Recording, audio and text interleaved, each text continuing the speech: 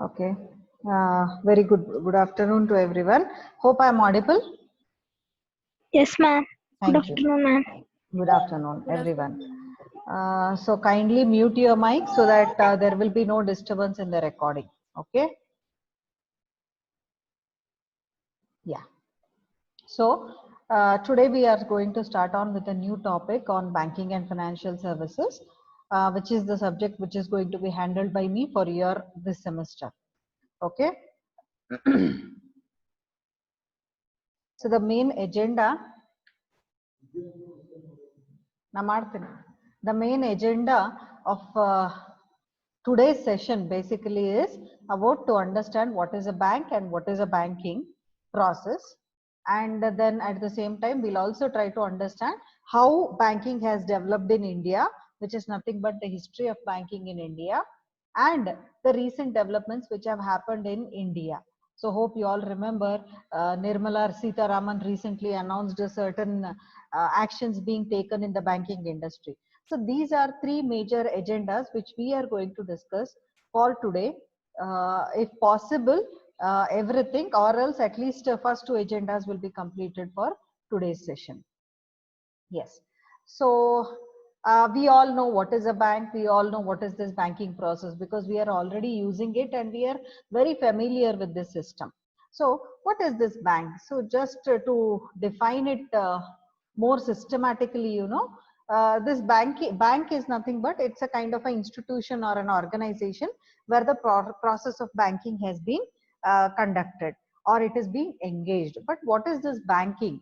Banking is a kind of a process wherein you try to accept the deposits from the public and you lend it to some other person.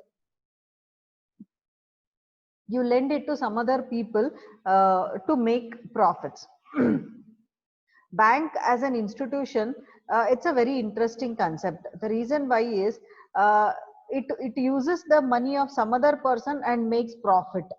Okay, so their own investment is very less here.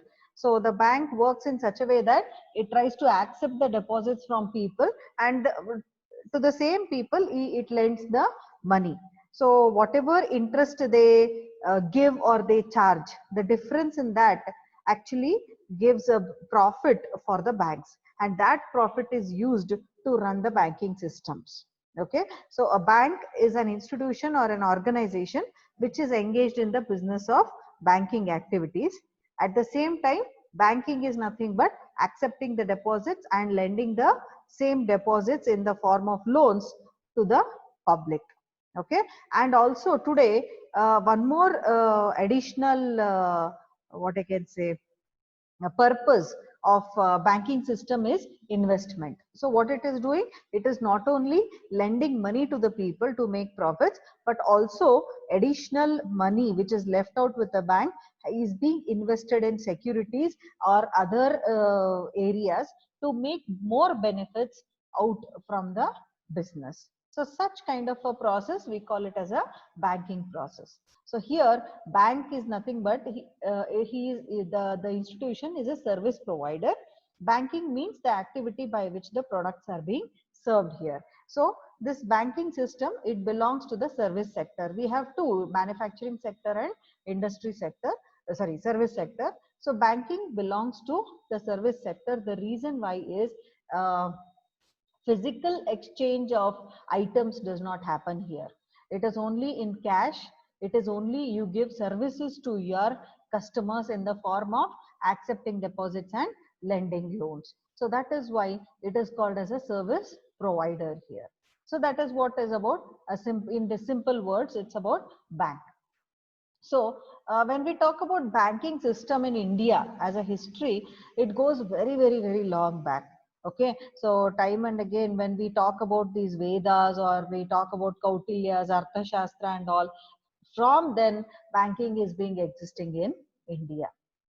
Earlier, during the time of Vedas and Manusmritis, there were something called as indigenous banking systems. So in this, this has been mentioned in Kautilya's Arthashastra. He talks about the presence of bankers during even Chandragupta. Just a minute. Yeah. he talks about presence of banking system in India during the time of Chandragupta Maurya period also. So his Arthashastra mentions about the presence of banking in India. Am I audible to you? Yes, Yes, ma'am. Okay, fine. It is clear, no? Yes, ma'am. Okay, fine. So during that time, Kautilya has mentioned the banking system in India. What used to happen then? So there were sahukars, the so-called money lenders were there, who were called as sahukars. Yes? Ma'am. What? Hello? Hello? Hello? Any problem?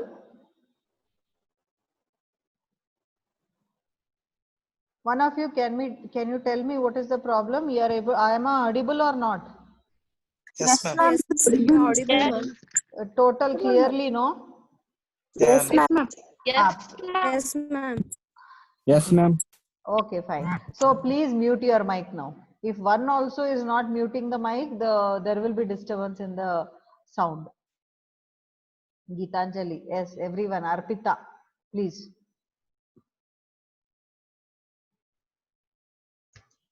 Arpita.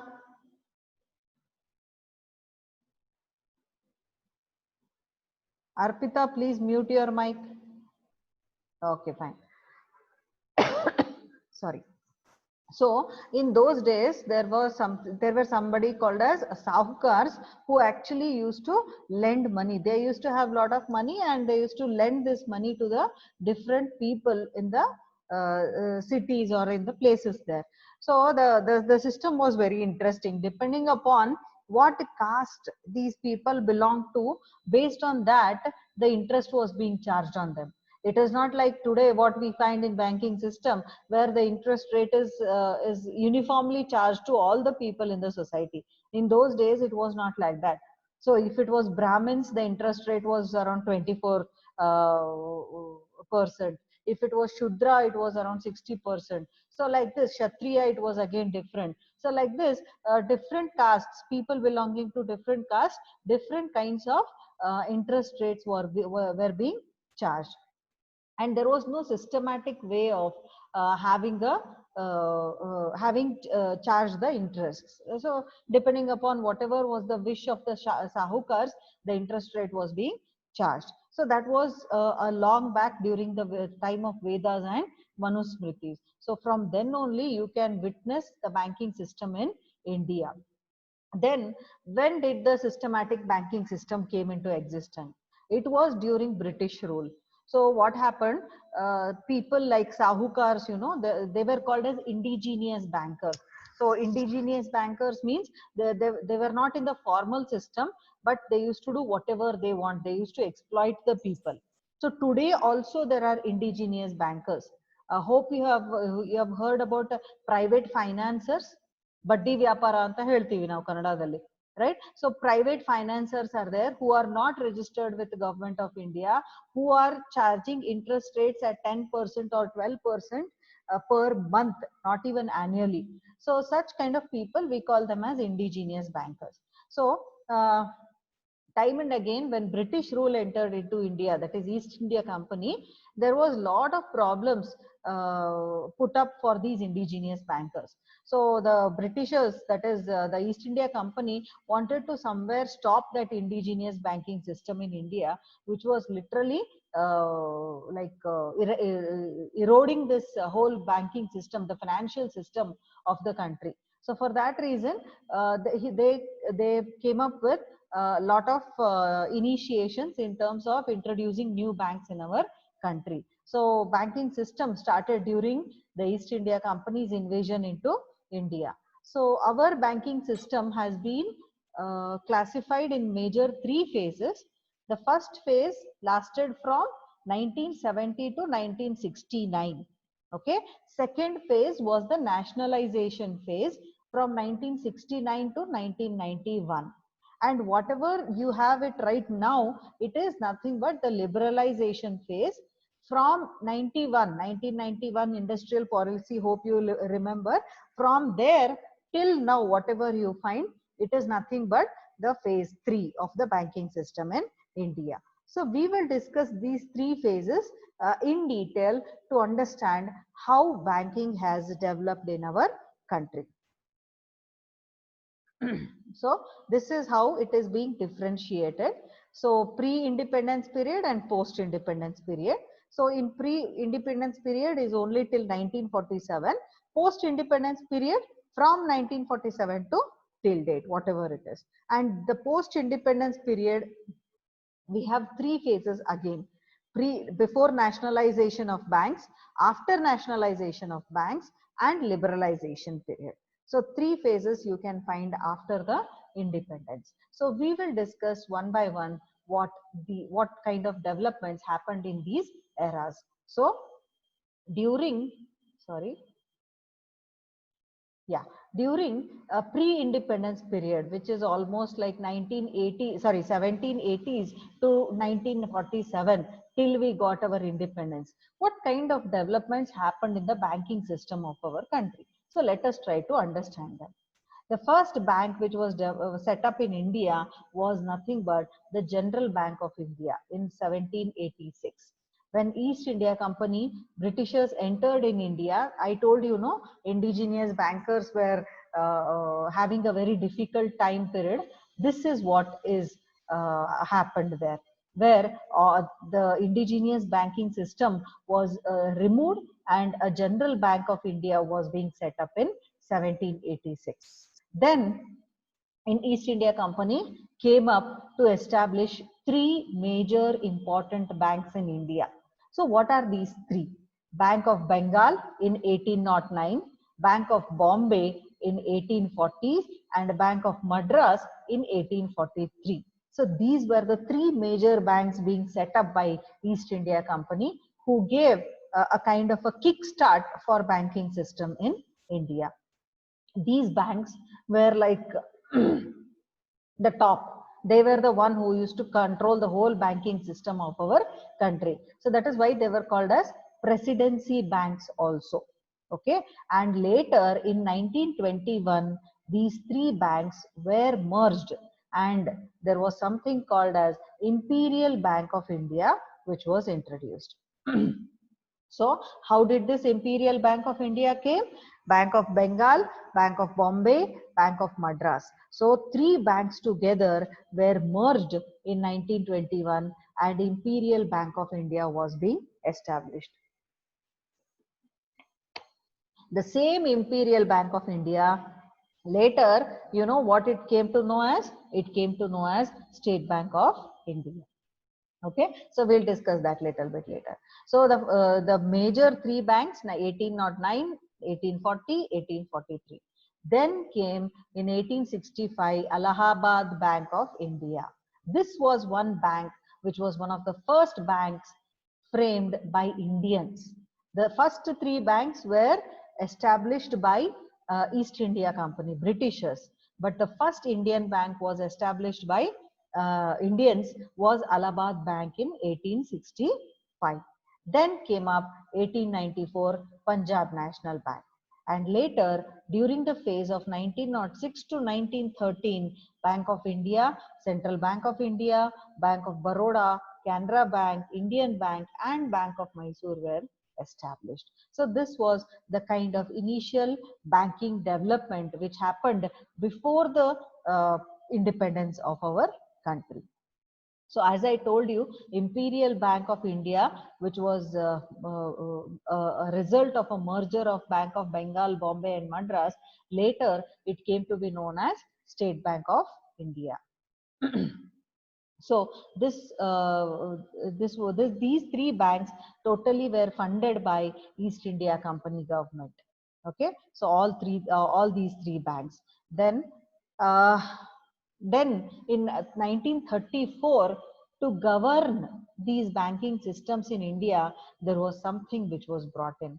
That was nothing but the Reserve Bank of India. So this Reserve Bank of India was established in 1930. Actually, it was framed in 1934, but actually established from 1935. There came even with that, a Reserve Bank of India Act 1934. So this act actually governs the rules and regulations of the banking system in our country. So this was the kind of a pre-independence development which happened in the banking system of our country. So that is what I was telling you. Canara Bank, Bank of Baroda, these were some other banks which were established before the era of independence. Then why actually the major setback was there in the banking system during this pre-independence period? So there were a lot of problems and disturbances. A lot of banks were facing problems. So what was the reason behind it? So let us first understand this and then go ahead with the next level. So lot of Indian account holders had become fraud prone. So they were not operating correctly, genuinely. Lot of, let us take like if the bank had given loans to the account holders, those people were not repaying back the loan in time. So they were declared as fraud. So this was one of the biggest headache of the banks during the pre-independence period. There were no machines and technology during those period. So that actually ate a lot of time in terms of recording the transactions, especially of huge amount. Then there was always a chance of human errors, and it was highly time consuming because technology is not there, because machines were not there, no computers and all. So it was highly time consuming, where they had to enter the data at many levels. The facilities were very less. Okay, the infrastructural facilities, it may be technology facilities, it may be, it was nowhere existing during those times.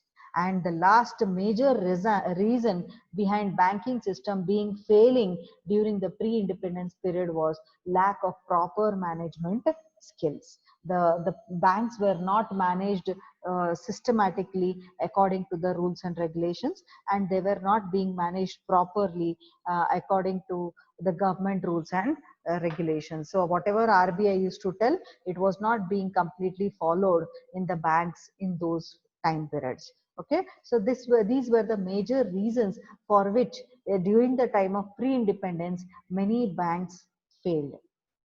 Now, that was pre-independence. Now, let us discuss post-independence. So, post-independence period was during the time of 1947 to 1991.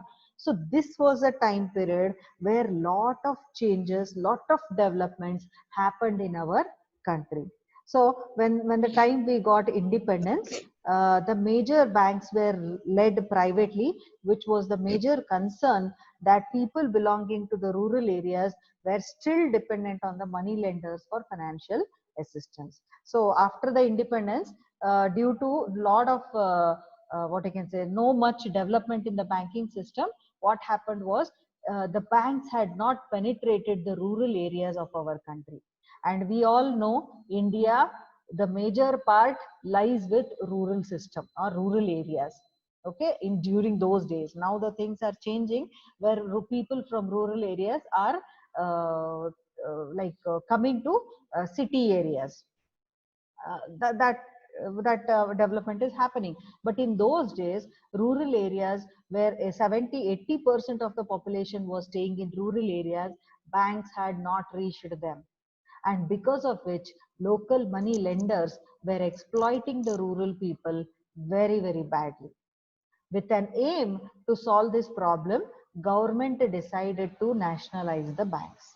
This was one of the biggest steps taken by government of our country to nationalize the banks.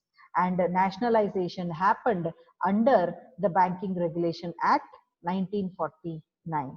So two important things you have to keep in mind. One is Reserve Bank of India Act 1934 and Banking Regulation Act 1949. So these two acts are the one which govern our Indian banking system. Okay, so don't forget these two acts: 1934 Reserve Bank of India Act and Banking Regulation Act 1949. So we will be having a discussion on these two acts a little bit later, how they help in governing or how they help in smooth running of our banking system. We'll discuss that later. Yeah. Then, as I told you, Imperial Bank of India came to be known as State Bank of India later. It was one of the biggest bank. It is one of the biggest bank in our country. With the State Bank of India nationalized already, there were 14 other banks also nationalized from the time period of 1969 to 1991. Who were the banks who were nationalized? The banks with national deposits more than 50 crore were being nationalized.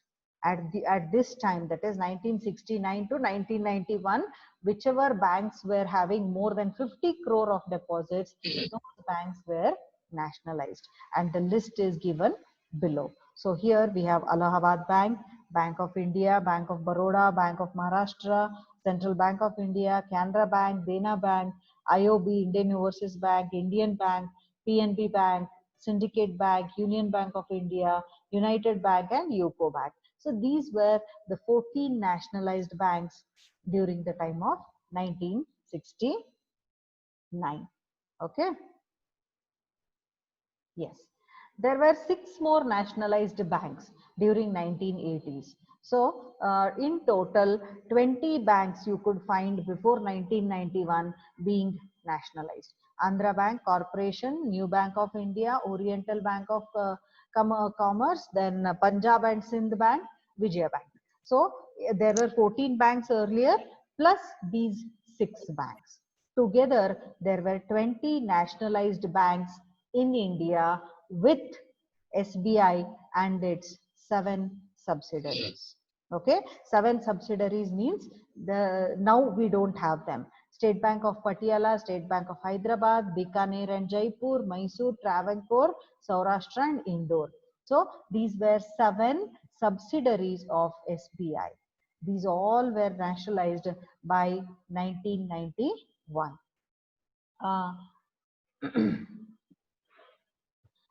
So in 2017, all the subsidiaries were merged into SBI as a whole, leaving Saurashtra and State Bank of Indore. So these were merged along back in 2008 and 2010. So by 2017, others like Patiala, then Hyderabad, Bikaner, Mysore, then we have Travancore, all these State Bank subsidiaries were merged with SBI, and today it is called as SBI and its subsidiaries. Okay, so you don't find those subsidiaries now. It is SBI as a whole. It is one of the biggest bank which you find in our country today. So that was a kind of a phase you could find during this 1969 to 1991. Then came this very the kind of liberalization period. But let us before that understand what was the impact of this nationalization, why actually the banks were nationalized, why that status of nationalized bank was given to the banks during this 1969 to 91 era. These are some reasons behind it. So this nationalization phase actually led to the increase in funds and thereby increasing the economic condition of our country. So what happened? It was the government undertaking was given to these banks, where they were these banks had a trust in people, and there were the funds inflow was increased. And obviously guys, when the banking system has more funds with it, then it is said to be economic condition of the country will improve, right? The more money with the banks, the stronger the condition of the country will be. The reason why is the money should always circulate. It should not stay in bathrooms or bedrooms under the beds. Okay, the reason why is it should always, the more the money gets circulated in the country, the more country's economic condition will improve. The reason, because the government is going to have funds in its hands to invest into different developments of the country. It increases the efficiency. Nationalization also helped in increasing the efficiency here. So the concentration was purely on the banking activities, wherein whatever developments happened in the banks were initiated by the government of India, and the same was being uniformly followed everywhere, due to which the things went very smooth and efficiency increased. By nationalizing, government made it a point to make sure that the banking system entered rural areas of our country, which was the major part of our country's development. Okay, so rural sector where 70% of the people were indulging in agriculture activities, there these nationalized banks were able to penetrate. Then it opened up many employment opportunities for the people also. Government used profit gained by the banks for the betterment of the people. As I told you, circulation of money will help the government to use it for betterment of the people. It will help the government to invest that money into different projects. So it was something like the money was with the government now. The competition had decreased, work efficiency had also increased here. So these were some these were some positive impacts which you could find due to the nationalization of the banks. And the last phase, which is nothing but the liberalization phase. So here till now all these banks were under government undertakings, but after 1991 government thought of even allowing and giving license to 10 new private sector banks to enter in our country. And these private sector banks were Global Trust Bank, ICICI, HDFC, Axis, Punjab Bank, IndusInd, Centurion, IDBI, Times Bank, and Developmental Credit Bank. So these were private players which were allowed to set up banking system in our country. And government also took some initiatives of setting up a committee which is under the leadership of M. Narasimhan to come out with various reforms for our Indian banking system. So this happened after 1991 industrial revolution.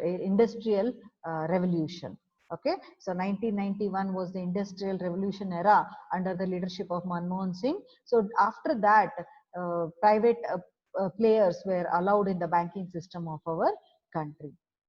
Other than this, during this phase of liberalization, lot of foreign banks were allowed to set up branches in our country. Then at the same time, public and private sector banks were equally treated by RBI and Government of India. Joint ventures were allowed where foreign banks can have joint ventures with Indian banks.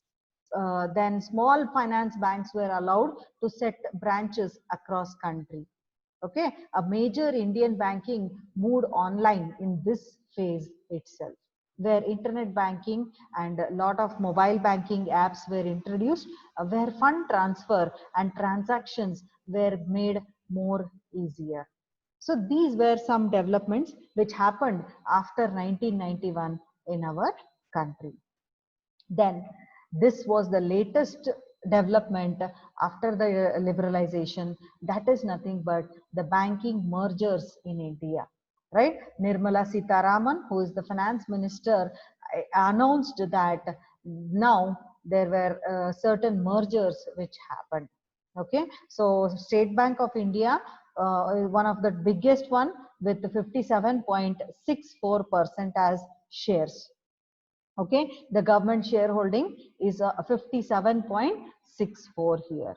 So as of 13th June 2020, these are the public sector banks existing in our country. So State Bank of India is there, Punjab National Bank, Bank of Baroda, Canara Bank, Union Bank, Punjab and Sindh Bank, Indian. So these are few public sector banks as of right now you can find. So what were the recent mergers which happened and why actually it happened? The first merger, one of the biggest merger was Oriental Bank of Commerce, United Bank of India merged with Punjab National Bank. Okay, so this was the second largest public sector bank of our country. It has total branches with more than 11,000 plus now. Okay, so this was the first merger announced by Nirmala Sitharaman.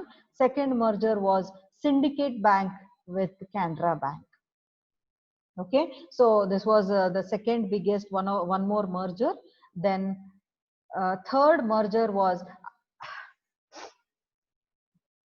Andhra Bank plus Corporation Bank with Union Bank of India. So this merger was actually the fifth largest public sector bank. It resulted in fifth largest public sector bank. And the last merger was Allahabad Bank with Indian Bank, which was seventh largest public sector bank. So why actually these mergers were announced? The major benefits of having these banking mergers is to increase the lending capacity of these public sector banks. They were streamlined into the bank, in the whole banking system. These mergers actually laid a very strong foundation for our Indian banking system. So one of the world's biggest banks were created by announcing these mergers of the banks, and public sector banks were strengthened by these banking mergers. Okay, so after these mergers, the lending capacity of the public sector bank will increase and their balance sheet will also become more stronger. So this was one advantage. Second advantage was these big banks would also be able to compete globally and increase the operational efficiency by reducing the cost of lending. So when they are reducing the cost of lending means it is going to be helpful for the local people like us. The third benefit, India needs investment in huge quantities because the dream of the new government of India today is to reach 5 trillion economy. So to have that 5 trillion economy, they need huge amount for investment. And that can only be bought up by bigger banks rather than smaller banks.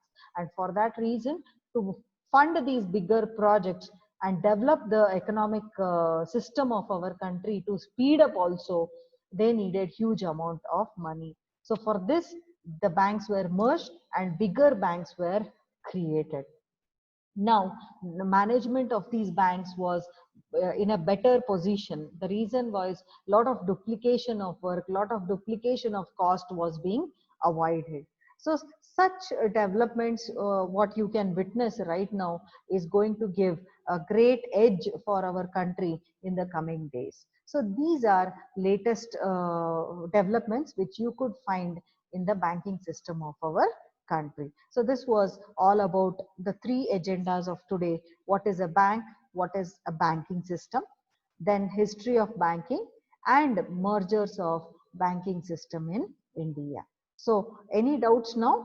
Let me know.